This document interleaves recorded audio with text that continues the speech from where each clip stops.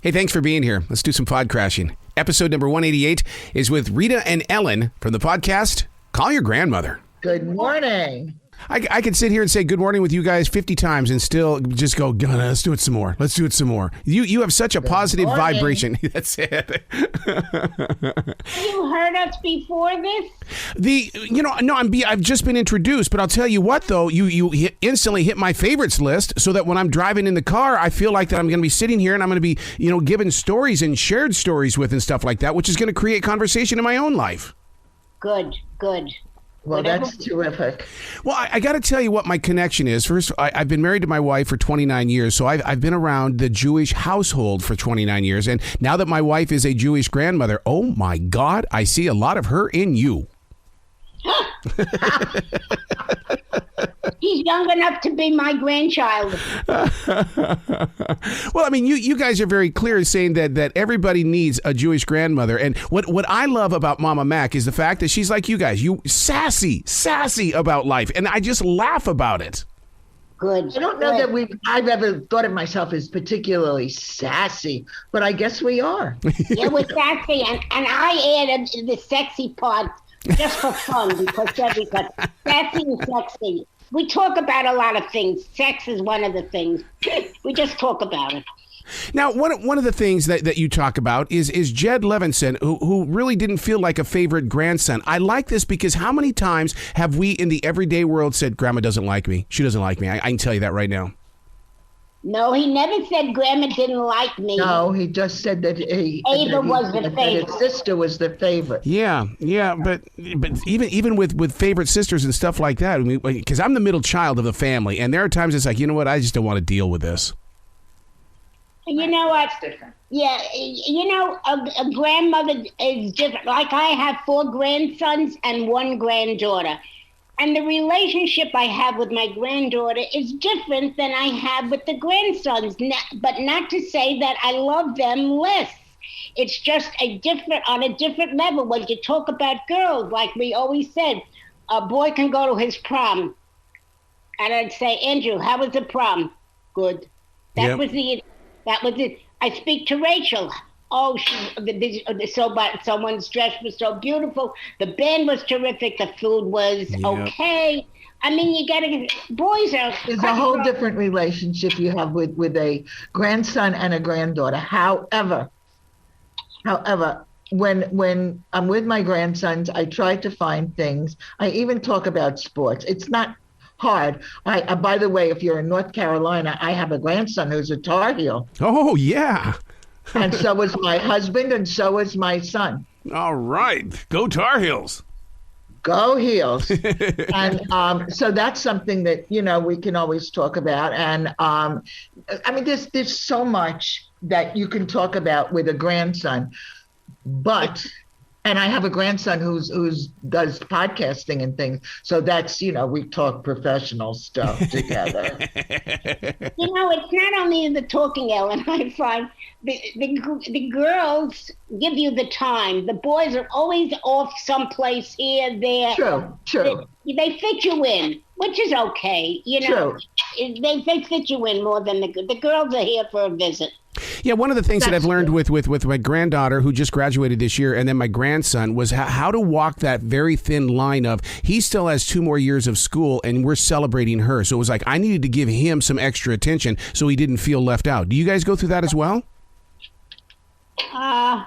Maybe I'm insensitive. Each one to be doing that. Listen, in life, you got to find your spot. At times it's your spot. At times it's not your spot. Right. And you know what?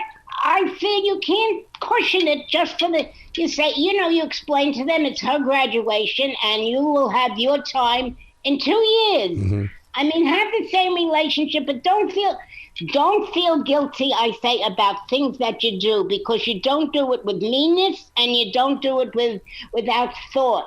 So you got to cushion them. That life, life is not the way you want it to be all the time.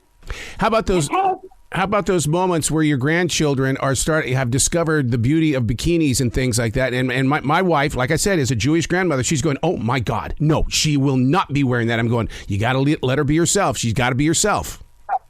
If she got a good figure, let her be. Even if she doesn't have a good figure, if she feels comfortable in wearing it, let her wear it. That's how I feel.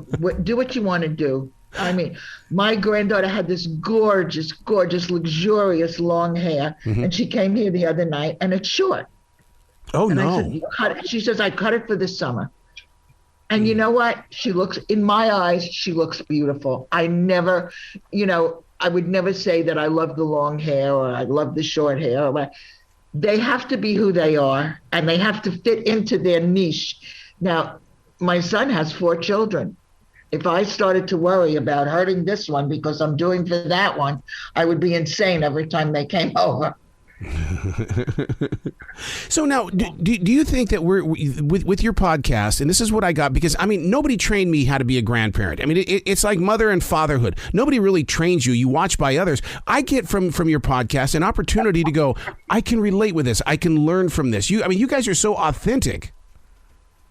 We are. We have. And don't say that you don't learn how to be a grandmother, because I learned from my mother. From your mother. I absolutely learned from my mother. My mother was a wonderful grandmother. And she did wonderful things with my kids, and she made things interesting and exciting for them. And I remember my father once said, I'm going to go out and get Chinese food, and who wants what? And he took a list and he went to the Chinese restaurant to pick up the food. And by the time he came back, my mother had a table set on the cocktail table on the floor. So we all sat on, she didn't really differentiate between Japanese and Chinese, but we all sat on the floor. And she had lanterns. She had made these paper lanterns. In the time it took my father to go to the restaurant and pick up the food. I mean, she always made things interesting for the children and exciting. And I always tried to do that when they were small. Mm-hmm. Now that they're, really big, I just try to make things interesting when they come here, when they, when they call me. I'm listening to you and I'm saying, gee, I miss that. I have to say, my parents were very social. They were good parents. I loved them dearly, but they were very social. They had a lot of friends, and I can't remember a lot that they did with my kids. I mean, they loved them and they came to visit and we had holidays together. So I basically learned how to be, maybe I felt it when I was growing up. So I'm trying to do for my grandchildren what I don't think my mother and father ever did with my father more than my mother. My mother was a darling woman and very, very pretty blonde. Oh, I loved your mother.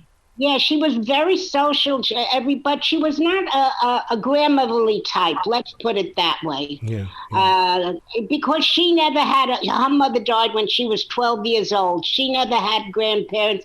You do learn, you learn from what went ahead of you. And she just didn't know anybody. So my grandmother traits and skills, if you call it skills, is what comes from my heart. And everybody sort of gravitates to you. You're that kind of a person. Mm-hmm. So the fact that your grandchildren are close to you is not a surprise. Yeah. You bring up a very interesting point, because when my other essential job is that during the pandemic, I took up a job at a grocery store because I wanted to be with people. When I am there with young adults, I mean, it's like that. It's that grandfather that comes out in me, and they sit there and embrace it because someone is actually listening to them speak. Do you go through that when you're walking through a grocery store? It's like people do levitate toward you. I haven't been to a grocery store in 2 years. Oh boy! I use Instacart. There you go. Well, wait a minute now. When we were on the Today Show, I must tell you, I live in Manhattan, and on the half a block away is a big market, West Side Market, and I'm very friendly with the manager because I know all prices. Yeah. And I'm a riot. When I buy something and it's marked wrong, I tell him, I said, this is not the price it should be. Oh my God. So he's my friend. And when we were on the Today Show, he put it on the television in the supermarket. So now when I walk into, sure, people gravitate. They remember, oh, here comes a celebrity. And listen, I said, if the manager of your supermarket thinks you're a celebrity, you've had it made. What can I do? More important, they kick me out right away. Not that they levitate, but they think I'm a celebrity. Oh my God. Oh my God. It's a popular thing. It's really funny. When I went for my first shot, COVID shot, the nurse, I was wearing a mask, and the nurse said to me, "Could you lift your mask, please?" And I thought it was part of the process. I lifted it, and she said, "Are you the grandmother?" I said, "What?" She says, "It was my day off yesterday. I watched you on Hoda and Jenna. You are the grandmother, right?" I said, "Yes, I am." She got so excited, and I thought to myself, "Oh my God, it's like celebrity." It's so funny. It's so funny. And we're so uncelebrity-like, I'm telling you. Speak for yourself, darling. Now, the idea to create a podcast, because you and I both know that the generation of broadcasting has changed so much over the past 80 to 100 years. For you guys to step out here with Call Your Grandmother, this is an amazing time in broadcasting history. Well, first of all, you have to thank Meryl Poster for an idea that was totally brilliant. And it's something that was really necessary and came at the right time, because the time was terrible for everybody. Everybody needed a grandmother. You know, Matt, wait a minute. I just got to, before this thought leaves my head, talking to you, tell me your first name again. You said? Arrow. Arrow? Yep. Well, I'm going to start to think about Call Your Grandfather. No, don't laugh. Don't laugh. It could be a possibility. There are a lot of interesting, fun, loving grandfathers. Yeah, because they tend to clam up a little bit. My father did that. He clammed up as he got older. But then, in the final chapters with him, I learned why. And it was because he fought in World War II, and he had a lot of things that were going on in his head. And I asked him, I said, look, why could you not have shared that with me? And so that's what I want to do. That's why I daily write. I'm writing for the future, that this is the way that it is. Do you guys do the same thing? Are you open and transparent enough to say, there's a story here, you should learn it? Oh, we've got plenty of stories, and I've shared it with the kids. And of course, we share it on the podcast. Yeah. Yeah, we share everything on the podcast. But what I think, when men retire and they're home, let's say they don't have a lot of hobbies that keep them, I think getting them to talk about their past and what they need an outlet. This would be fabulous for them. If a grandchild comes in, I know. I'm going to say something profound. Okay. Men are not women. No, there are plenty we could find. The only and I think that women are more wired to do what we do than men are. And I'm not saying this in a derogatory way. I'm just saying that women are more open, because we're more open with each other. I mean, you don't see men sitting down at a lunch and saying, what my grandson did today. Yeah, right. No, you never know. Sometimes they need the opening. I know the only thing my grandkids used to love to hear, Phil used to tell, my husband died 4 years ago at 92, and he was in World War II in the Air Force.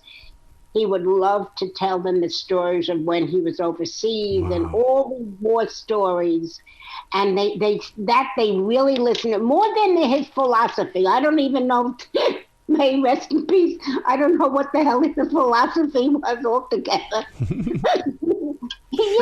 But that's a very specific thing, Rita. I'm saying, how many times I'll get a ding on my phone and the girls are shopping.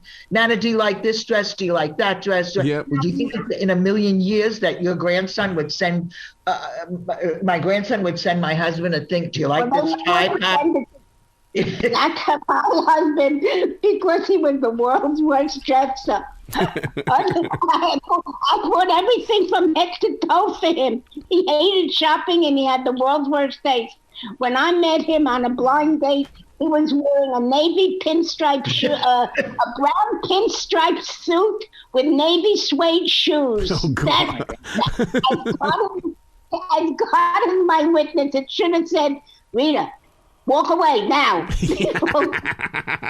Oh my God, that reminds me of the stories that my wife would tell me about her mother. Is that when something wasn't right, they were returning something. Her mother would look at her and say, "Go away now. Mommy's going to go do something." And she would go and handle the person, the customer service agents and stuff like that. It's like I always wanted to be a part of that conversation about how they're able to move decision makers. Oh, we have our ways. We have you. I guess it's how you present things, probably. Maybe not authoritarian, maybe just like advisory, you know what I mean? Mm-hmm. Not say this is the way it should be, it shouldn't be, but kind of bring it into conversation. They don't like when you say this is it. It's not black and white. Nothing. I have a friend that says she's black and white. I'm not a black and white. I like to hear the pros and the cons and the in between. I say I'm more of a gray person, mm-hmm. and that's. No, you're not gray. You're beige. I would never say gray. Okay, you like beige better. Okay. I'm beige person. Yeah. But that's because you're an interior designer, Ellen. You know. What about photographs? We are the generation that has photographs of our grandchildren right there in our smartphone. There are times I'll show pictures to my grandson, and he's like, please. And it's like, but I love those photographs when they were 3 years old or when they were 7 years old. Yes. Well, every time my grandkids have a birthday, I post pictures of them, all the way back. I don't know if it bothers them or not, but I do it anyway. Yep. My phone is so chock full of photos. My son is now in the process of getting me a new phone. He says, "Mom, your phone is going to explode. You have too much on it. Let me get you a different phone." So true. Well, congratulations on Call Your Grandmother. This podcast is it's like I said, it is my new best friend as I'm driving in, and I just love it. I'm so happy. I'm glad it gives. I'm delighted it's in North Carolina. Yeah, go Tar Heels again. Well, that's where my husband is from. My husband is from Durham. Oh, excellent. Well, you know what these Carolinas are all about, especially during the summer months. I remember going to my in-laws, and we were driving down, and we had lost the air conditioning in the car. No. We were driving my son down to college, and we lost the air conditioning in the car. And I said to my husband, "I can't wait to get to your mother's. I'm dying in this car." And we get to my mother-in-law's, and as she opens the door, she says, "Don't get upset, but my air conditioning has gone." Yes. I said, no, we're going to a hotel. That's it. Please come back to this show anytime in the future. You two, the door is always going to be open. You can't do that. You will hurt me. So I said, give me the card. And I called the guy, and it said 24-hour service. Oh, boy. And I said, we need service now. And he came. There you go. 10 o'clock at night. Make sure you're Southern. Listen to the Will Mammo episode. Did you? That's right. Oh, listen to her. She is so wonderful. She is so hilarious. She's a Southern grandma, and she knows the dreaded coach from Duke. But she knew him, and Michael Jordan. Michael Jordan was her friend. Oh, wow. Wow. She's very interesting. She's adorable. Adorable. Listen to all of them because everyone is worthwhile. So everybody brings something special to the table, and it gives Rita and me potpourri of topics to discuss. That's what we bring to the table, latkes. Absolutely. Well, you guys be brilliant today, okay? We'll try our best. Thank you. Okay. It's really fun talking. And stay inside. It's too hot to go out. Yes, it is. I agree. Bye, guys.